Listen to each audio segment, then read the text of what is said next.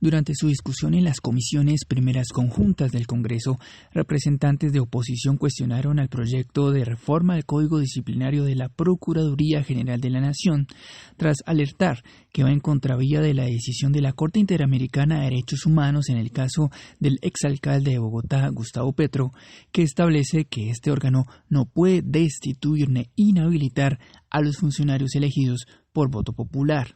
Además señalan que se le estaría concediendo superpoderes para ejercer funciones jurisdiccionales, así como se le otorga facultades para ampliar la planta de personal de la entidad. Precisamente, antes de iniciar el trámite del proyecto, la procuradora Margarita Cabello anunció la apertura de investigaciones a congresistas como Alexander López e Inti Asprilla, que hacen parte de estas comisiones, por hechos relacionados con el paro nacional.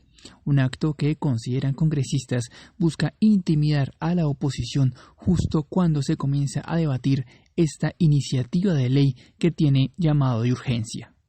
Doctora Cabello, yo tengo que dejar constancia de algo. No es normal que ayer usted, con su firma, le haya abierto una investigación al senador Alexander López, senador de la oposición, precandidato presidencial del Polo Democrático. No es normal, con fecha del 31 de mayo, porque acabo de ver el auto de apertura directa de un proceso de investigación. Tampoco es normal que a los compañeros de la Cámara, Ángela María e Inti, se les haya abierto una preliminar ayer. Lo destaco, a ellos preliminar, al senador apertura formal de investigación. Da miedo en nuestro sistema político que lleguemos hoy a discutir un proyecto de este alcance profundo, amplio, vital para la democracia, con compañeros atemorizados, no, porque ellos van a defenderse en derecho, pero atenta contra la democracia, que lleguemos a cumplir con nuestro trabajo y 12 horas antes, menos de 24 horas antes, se les haya abierto investigación. Y quiero dejar esa constancia, no es normal. El senador Alexander López, con coordinación con una mayor de la policía y la Defensoría del Pueblo del Valle, fue a recoger a unos jóvenes que fueron ilegalmente retenidos, y por esa acción humanitaria plenamente identificado, hoy es censurado y no puede participar con nosotros, ni con el derecho a voto, ni con el derecho a sustentar esta ponencia negativa. Le diremos a la Corte Interamericana de Derechos Humanos que este proyecto de ley viola flagrantemente el mandato que dio la Corte a Colombia de adecuar su ordenamiento jurídico, pero además con este factor perturbador de cercenar el derecho a compañeros, representantes a la Cámara y senador, posible abuso del poder disciplinario que este proyecto va a regular. Es inconveniente. Le otorga unas facultades extraordinarias al señor presidente de la República para que, sin fundamento y sin análisis económico, amplíe en extenso la planta de personal y el presupuesto de la entidad. No se estila que se adopten este tipo de reformas sin tener cálculos ciertos de costos, de inversión, de presupuesto ordinario, recurrente, permanente. Y en conclusión, señor presidente y apreciados colegas, este proyecto de ley hace que en pocos meses, cuando la Corte Interamericana tenga audiencia de revisión del caso Petrocolombia, se verifique y evidencie el incumplimiento en que estaremos incurriendo como Congreso de la República al, entre comillas o aparentemente, adecuar nuestro ordenamiento jurídico a una sentencia, cuando en realidad lo que estamos es burlando la sentencia. Hay un principio en el derecho, perdonarán mi latín, el pacta ser servanda, donde implica que todos tengamos el deber de buena fe de cumplir los tratados internacionales, y en este caso esta sentencia se incorpora al tratado, a la Convención Interamericana, y no la estamos cumpliendo. Este proyecto no se adecua por ninguna razón ni con ninguna pirueta jurídica. En este proyecto de ley podemos volver a la Procuraduría Juez, ni volver sus decisiones sentencias penales, ni por más que se creen procedimientos que busquen ser garantistas, en ningún caso se equiparan ni tienen la calidad de procedimiento y de proceso penal. Entonces, este proyecto de ley que aborda más temas surge para cumplir esta sentencia, y no solo no la cumple, sino que de frente la viola, de frente la estamos incumpliendo, y el Congreso y estas comisiones primeras, con su responsabilidad, no podemos secundar un proyecto que incumple, que expone al país a sanciones y sobre todo donde se mantienen expuestos los derechos fundamentales de todos los servidores públicos de elección popular. Hay un ambiente de intimidación para la bancada de la oposición en este momento del paro, y creo que eso no contribuye a hacer un debate con autonomía y con tranquilidad frente a este proyecto. Y de manera muy extraña, digo, se abren estos procesos a quienes presentamos una ponencia negativa frente a este proyecto. Lo dejo ahí como una constancia que me parece muy importante, porque de alguna manera uno podría decir que hay una especie de constreñimiento a nuestro desempeño y a nuestra autonomía y a nuestros argumentos cuando sustentamos esta ponencia negativa. Es la primera consideración. Sobre inconstitucionalidad, en nuestra ponencia recordamos que nuestra Constitución de Colombia señala cuál es el carácter de la Procuraduría General de la Nación, que no hace parte de la rama jurisdiccional, y que un proyecto como estos podría tener muchos vicios de inconstitucionalidad, porque ameritaría una reforma a la Constitución para poder entregarle, como lo pide este proyecto, facultades jurisdiccionales, autoridades administrativas. Lo cual también, como lo señalaba Angélica, produce enormes inquietudes, porque allí hay una clara condición de sujeción entre quienes asumirían esta condición de jueces en las dos instancias que establece el proyecto y la relación de dependencia de usted, señora Procuradora Cabello. Le voy a expresar lo siguiente. Uno de los rasgos característicos de la esencia misma del fascismo, Procuradora Cabello, de la esencia misma del fascismo, es buscar aniquilar a toda costa al opositor o al contradictor político. El senador Alexander López es en este momento víctima del fascismo ramplón que existe en este país. Ha recibido amenazas, no solamente en su integridad y en su vida, sino que se ha visto a exiliar a toda su familia. Usted, Procuradora Cabello, en menos de 3 semanas, le ha abierto ni siquiera una indagación preliminar. Es que he generado una publicidad. Ya está silenciado, gracias. En menos de 3 semanas, le ha abierto una investigación disciplinaria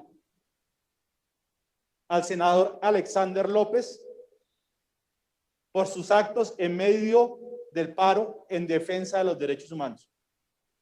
Yo le voy a plantear esta pregunta a usted, y solamente su conciencia, Procuradora Cabello, y solamente sus actos darán la respuesta.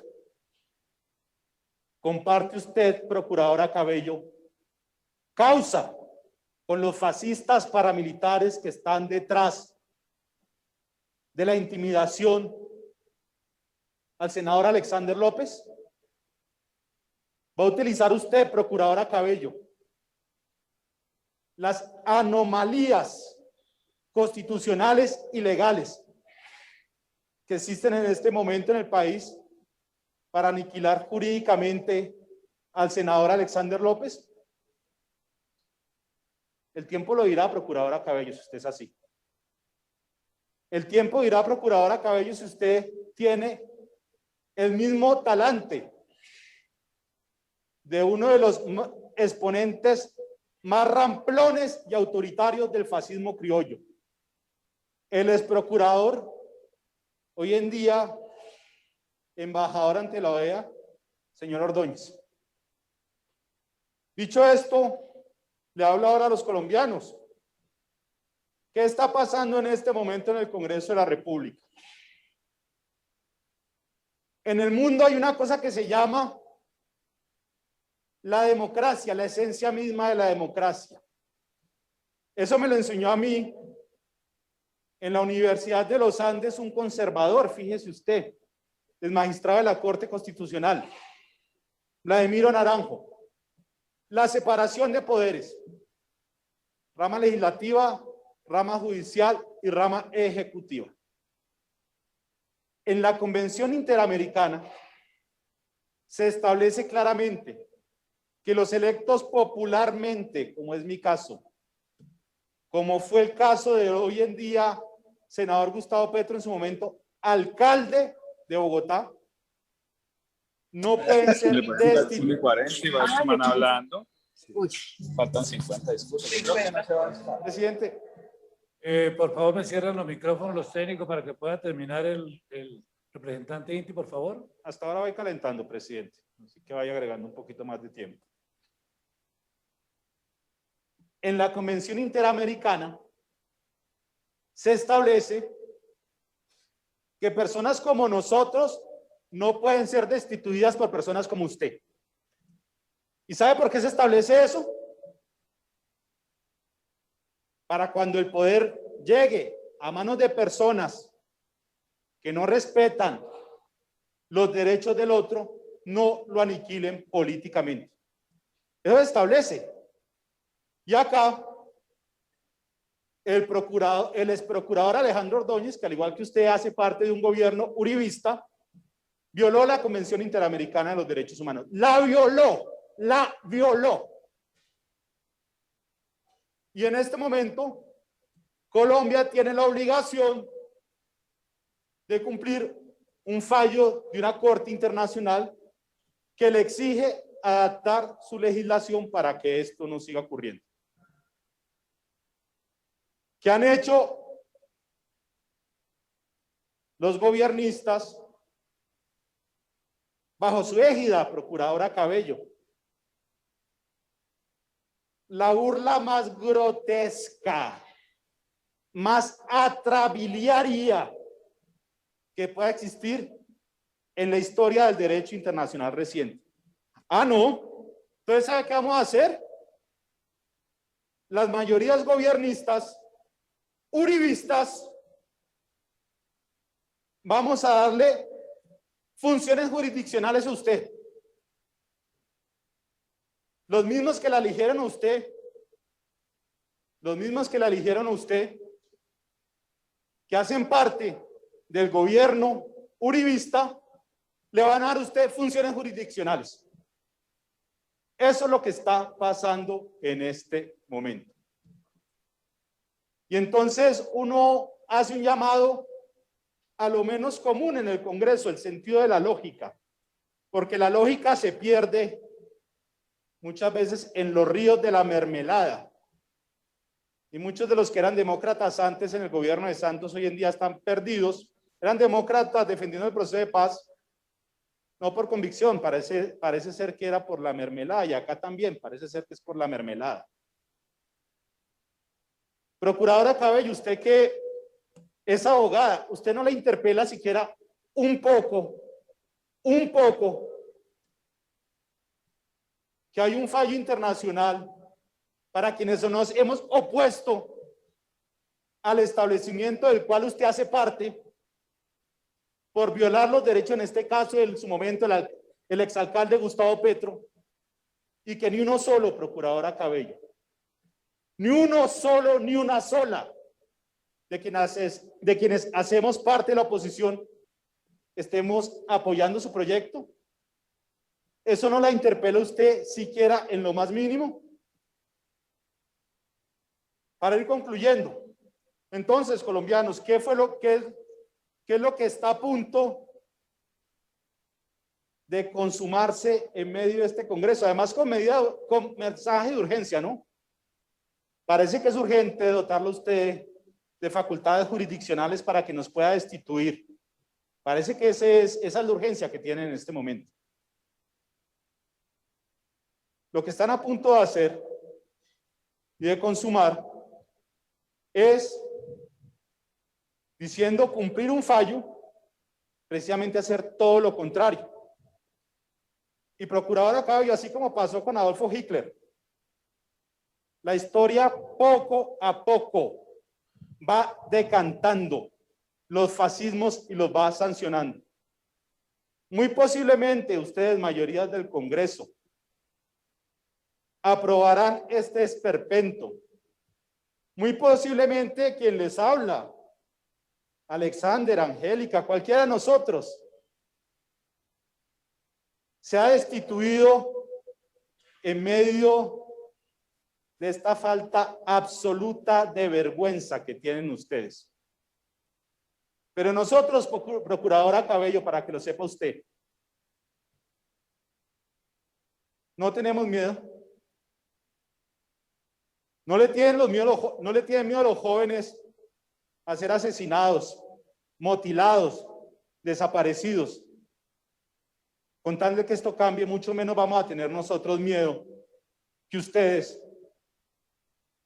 haciendo uso de lo que ya hizo en su momento Alejandro Ordóñez, hagan lo mismo.